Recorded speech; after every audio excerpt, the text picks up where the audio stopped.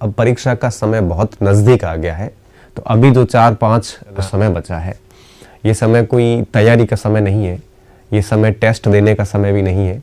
ये 5-6 दिन का जो समय है ये बेसिकली रिवीजन करने का समय है। तो इन 4-5 दिनों में आपका व्यवहार कैसा रहना चाहिए, एक तो मैं इस पर बात करूँगा। दूसरा मैं बात करूँगा आज कि जो परीक्षा हॉल का जो हमारा मैनेजमेंट होता है वो किस तरह से होना चाहिए, क्योंकि मैक्सिमम बच्चे जो गलती करते हैं वो करते हैं एग्ज़ाम हॉल के अंदर। एग्ज़ाम हॉल की गलतियां 5-10 नंबर इधर उधर कर लेती हैं, और अगर 5-10 नंबर इधर उधर हो जाते हैं तो मान के चलिए कि वो 5-10 नंबर अपनी असफलता के कारण बन जाते हैं। तो आज मैं प्रयास करूंगा ये बताने का कि किस तरह से पेपर को अटेंड करें ताकि गलतियां न के बराबर हो। न के बराबर इसलिए कह रहा हूँ कि ऐसा कोई स्टूडेंट नहीं होता जो गलतियां नहीं करता। आप भी करते हो, मैंने भी की थी, और हर कोई करेगा। 5-7 नंबर की, 4-5 नंबर की गलती माफ़ है और सब करते हैं।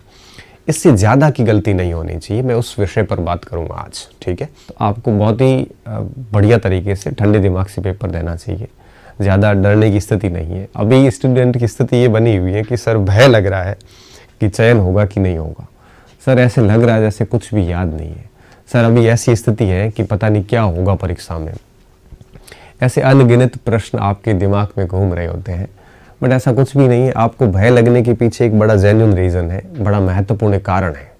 हम भयभीत इस कारण होते हैं कि ऐसा लगता है ना कि सिलेक्शन नहीं होगा मेरा क्यों होगा सिलेक्शन। ऐसी स्थिति डेफिनेटली आती है, बट ऐसी स्थिति क्यों आती है? क्योंकि हमने अभी तक जितनी भी परीक्षाएं दी उन परीक्षाओं में हम सफल हुए नहीं हैं, और जब सफल नहीं होते हैं ना तो एक रहता है कि फिर आगे कैसे सफल हो जाएंगे।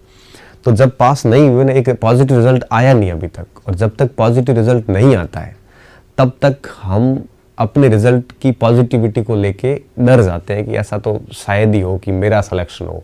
क्योंकि हम फेल हुए हैं पहले। तो कई बार क्या होता है ना, असफलता इतनी असरकारक होती है, दिमाग पर इतना असर डालती है कि व्यक्ति को खुद पे विश्वास ही नहीं होता है, क्योंकि उसकी तैयारी बहुत अच्छी हो जाती फिर भी खुद को विश्वास नहीं होता है कि मैं कैसे पास हो सकता हूँ। तो ये आपका जो डर है ना, ये डर लाजमी है, और ये डर इस कारण नहीं है कि आपकी तैयारी खराब है या आपकी तैयारी पूर्ण नहीं है, बल्कि ये डर इस कारण है कि आपके पुराने रिजल्ट ठीक नहीं थे। इस वजह से हम डरते हैं। जब तक हम 5 से 6 बार तक रिवीजन नहीं करते तब तक हम सीधे मौखिक रूप से उत्तर नहीं दे पाते, हम विकल्प पर डिपेंड रहते हैं। और जब तक हम विकल्प पर डिपेंड रहते हैं तब तक हमें ऐसा लगता है कि पता नहीं कुछ भी नहीं आ रहा है। लेकिन परीक्षा हॉल में अगर किसी ने 2-3 बार भी सिलेबस ठीक से पढ़ा है तो वो निश्चित तौर पे वो इतना कर लेगा कि वो 3 ऑप्शन जो है वो आराम से उसको एलिमिनेट करके उत्तर निकाल सकता है। अब आप चाहते हो कि हम 2 से 3 बार ही सिलेबस पढ़ेंगे, रिवीजन करेंगे और सीधा ही उत्तर निकालेंगे, तो सीधा उत्तर का जवाब, प्रश्न का जवाब देंगे, तो उसके लिए क्या पॉसिबल नहीं है। वो क्या होता है ना, जब हम 5-6 बार 7 बार सिलेबस बढ़िया तरीके से बार बार पढ़ते हैं तब जाके ना ऑप्शन देखिए उत्तर देने में थोड़ा सा ज़्यादा अभ्यास चाहिए होता है। वो आपका नहीं है अभी, और जिसका है वो उत्तर दे देता है।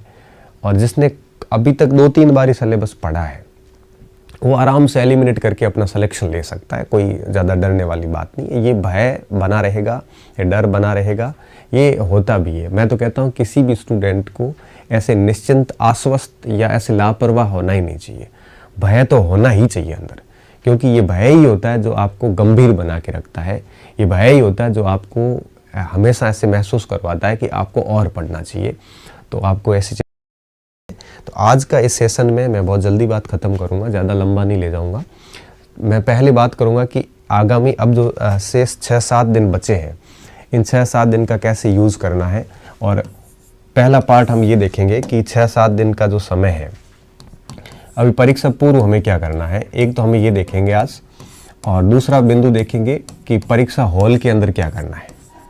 परीक्षा हॉल का आपका जो मैनेजमेंट है वो कैसा होना चाहिए, उस पर हम बात करेंगे।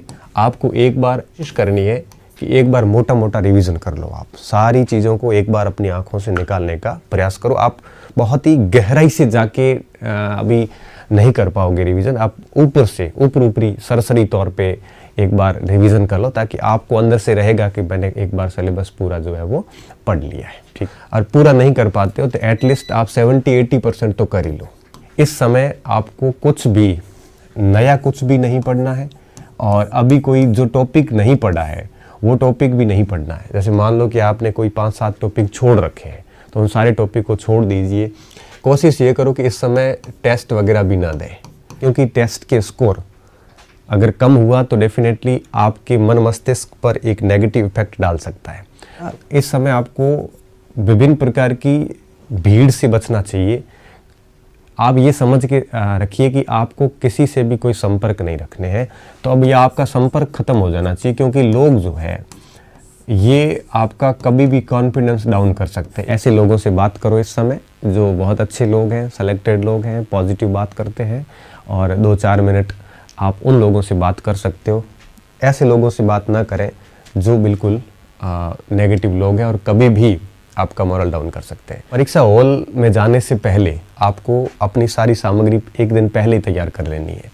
ठीक है, चाहे वो आपके प्रवेश पत्र हो। कई बार क्या होता है, अब मैं आपको एक बात बताऊं, अभी एग्ज़ाम था फर्स्ट ग्रेड का एग्ज़ाम, सुबह एग्ज़ाम, और मेरे पास 6 बजे एक बच्चे का मैसेज आया कि सर साइट चल नहीं रही है और मेरे पास मेरा प्रवेश पत्र नहीं है।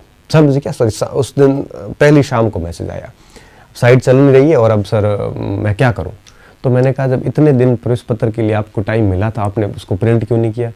वो किया नहीं। बताओ इतने लापरवाह लोग कैसे हो सकते हैं। तो प्रवेश पत्र है या फिर जो भी आपका आईडी कार्ड है, इसके अलावा जो कुछ भी आरपीएससी ने डिमांड्स रखी है वो सारी चीज़ें आप एक दिन पहले तैयार कर लो। एक दिन पहले जाना सबसे बेस्ट ऑप्शन रहता है, क्योंकि जितना आप लेट होते हैं, कई बार क्या होता है ट्रैफिक हो जाता है, कई बार गाड़ी ख़राब हो जाती है, ऐसे होच पोच हो जाओगे तो फिर डेफिनेटली वो नुकसान करेगा आपको। 1-2 घंटे पहले जाओ, नाश्ता वास्ता करके जाओ, और एग्ज़ाम हॉल के अंदर थोड़ा सा क्या डीप ब्रीथिंग बहुत ज़रूरी होता है। कई बार हम बहुत डर जाते हैं। डीप ब्रीथिंग मतलब गहरी सांस जैसे हम कहते हैं, आराम से 2-3 बार गहरी सांस लो, स्ट्रेस रिलीज हो जाता है। ठीक है, और फिर आराम से वहाँ पे जाके बैठ जाओ। जो भी शिक्षक फॉर्मेलिटीज़ करता है वो सारी फॉर्मेलिटीज़ कर दो। ठीक है, कोई लड़ाई झगड़ा नहीं करना। शिक्षक बात करता है तो रिक्वेस्ट करके बोल दो कि सर प्लीज़ बात ना करें, हम पेपर कर रहे हैं। लड़ाई झगड़ा ना करें, आगे पीछे देखने की कोशिश ना करें, इससे किसी को बताने या किसी के परोपकार की कोशिश ना करें। टेबल पर हम 5-7 मिनट तक यूँ ही फ्री बैठते हैं, तो कम से कम उस समय हल्का हल्का डीप ब्रीथिंग जारी रखें। इससे क्या होगा, स्ट्रेस बिल्कुल हावी नहीं होगा। मार्कशीट आपको दी है, पहले उसको पूर्ण तन्मयता के साथ भरें, कोड वर्ड सही भरें, क्योंकि आरपीएससी 5 नंबर काटती है पूरे, और 5 नंबर में अपन अंदर होते हैं। तो ये चीज़ें ध्यान रखो, क्योंकि कभी भी पेपर को ऐसे मत देखो, वो दिया है तो उसको वहीं रखो थोड़ी देर, और ओ मार्कशीट ढंग से भर लो। हमेशा पहले वो पार्ट करना चाहिए जो सबसे अच्छा पार्ट है आपका। जैसे मैं सामाजिक में था तो मैं इकोनॉमिक्स सबसे पहले करता था, क्योंकि वो मेरा सबसे अच्छा पार्ट था। हिंदी में किसी की ग्रामर का पोर्शन अच्छा है, किसी का कोई पोर्शन अच्छा है, जो भाग आपका सबसे अच्छा है उसको सबसे पहले कर लो। इससे क्या होगा कि स्ट्रेस रिलीज हो जाएगा, आप डर से बाहर आ जाओगे। ठीक है, वो कर लिए, वो करने के बाद में उसके बबल्स कर लो, गोले भर लो आप। ठीक है, तो इस तरह से जैसे 30 सवाल करके गोले भर दिए, फिर आगे के 20 सवाल करके गोले भर दिए, फिर आपको 15 सवाल का अलग पार्ट था वो करके गोले भर दिए। ऐसे क्या होगा कि जैसे जैसे आप गोले भरते जाओगे ना आगे, वैसे वैसे आपका तनाव रिलीज होता जाएगा, आप बॉडी हल्का फील करना शुरू करोगे। और इस तरह से जैसे 30 कर दिए, फिर आपकी दौड़ रहेगी 120 पीछे वाले, फिर आपने 20 और कर दिए, तो फिर आप ये मान के चलिए कि पीछे अब आपको 100 प्रश्न और करने हैं। फिर जैसे मानो कि 30 और कर दिए, फिर आपके 70 प्रश्न रहेंगे। तो इस प्रकार से आपको क्या करना है, पार्ट वार करते जाना है, और साथ साथ में गोले भरते जाओ। अगर आप गोले बाद में भरोगे 150 के 150, तो कई बार तनाव भी होता है, जल्दबाजी भी होती है, बहुत सारी प्रॉब्लम्स आ जाती है। कम से कम प्रश्न 2 बार पढ़ो, आप क्या कहना चाह रहा है। फिर अगर उसमें सत्य पूछा है कि असत्य पूछा है, तो उसको आप ऐसे गुणा कर दो, ताकि प्रश्न पढ़ने में कहीं गलती ना हो। और हर एक प्रश्न पे विद्यार्थियों जान लगाना, एक भी प्रश्न को लापरवाही से मत अटेंड करना। कई बार क्या होता है कि प्रश्न अपनी तैयारी इतनी बढ़िया होती है कि प्रश्न फटाफट होने शुरू हो जाते हैं, तब आदमी ओवर कॉन्फिडेंट हो जाता है, फिर वो बहुत जल्दबाजी करता है, अंदर से एक टॉप रैंक लाने की अंदर से एक नई लालसा जागृत हो जाती है। इस चक्कर में क्या होता है कि वो कई बार छोटी छोटी गलतियां करके बाहर। तो फर्स्ट से लास्ट तक प्रश्न चाहे कठिन आए तो सारे राजस्थान के कठिन आएंगे। प्रश्न अगर यूं कहिए कि पेपर आसान आया है तो पूरे राजस्थान के लिए आसान है। तो आपको बिल्कुल स्थित प्रज्ञ रहना है कि कठिन में आप डरो नहीं और सरल में आप ओवर कॉन्फिडेंस हो नहीं। तो पहले ऑप्शन देखो ही मत, आप ऑप्शन बिना देखे उत्तर निकालने की कोशिश करो। अगर उत्तर मिल रहा है तो फिर आप चूको ही मत, उसको लगा दो। फिर बाद में चेंज भी मत करो, क्योंकि अगर इस तरह से चेंज करोगे तो फिर आपका कई बार बाद में बदले हुए उत्तर गलत हो जाते हैं। फिर आपको अगर इस प्रकार बिना देखे ऑप्शन याद नहीं आ रहा है तो फिर आप एक स्थिति काम करिए कि 4 ऑप्शन आएंगे, ए, बी, सी और डी। फिर आप क्या करें, चारों विकल्प में से 3 विकल्प को एलिमिनेट करने का प्रयास करें। कैसे कि ये सी है, ये सी हो नहीं सकता, ये डी है, इसमें डी तो बिल्कुल नहीं हो सकता, क्योंकि पढ़ा हुआ तो आपको 2 ऑप्शन गलत करने तो आ ही जाएंगे। अब आपकी बात बचती है 2 में। अब 2 में अगर बात बच गई तो आप डेफिनेटली उत्तर निकालो। तो पीछे तो 2 विकल्प शेष बचे, उसमें उत्तर निकाल लो। गलत हुआ तो भी कोई फर्क नहीं पड़ेगा। और इस तरह से आप 1 से लेकर लास्ट प्रश्न तक जाइए और हर भाग पूरा होते ही उसकी बबल्स कर दो, गोले भर दो और इस तरह से आगे बढ़ते जाओ। अब ये पैटर्न आप पूरे पेपर के दौरान अपनाओ। बीच में अगर पानी की आवश्यकता होती तो पानी भी पियो, लेकिन पूरा ध्यान आपका पेपर पे होना चाहिए। ठीक है। कई बार बच्चे ये पूछते हैं, सर कितने अटेंड करने हैं। मैं कह रहा हूँ 150 आ रहे हैं तो 150 ही कर लो, सारे अटेंड ही करने हैं। और मेरा ये मानना है कि अगर अपन बहुत ही लॉजिकल, बहुत ही रैशनल, तार्किक रूप से अगर अपन तुक्का भी लगाते हैं तो वो ठीक ही बैठता है, इतना ज़्यादा नुकसान नहीं होता है। ठीक है। तो मेरी शुभकामनाएं आप सभी के साथ है। बहुत बढ़िया तरीके से आगे के 6 दिनों को यूटिलाइज कीजिए। पूरे सिलेबस को एक बार मोटे मोटे तौर पे पढ़ने का प्रयास कीजिए।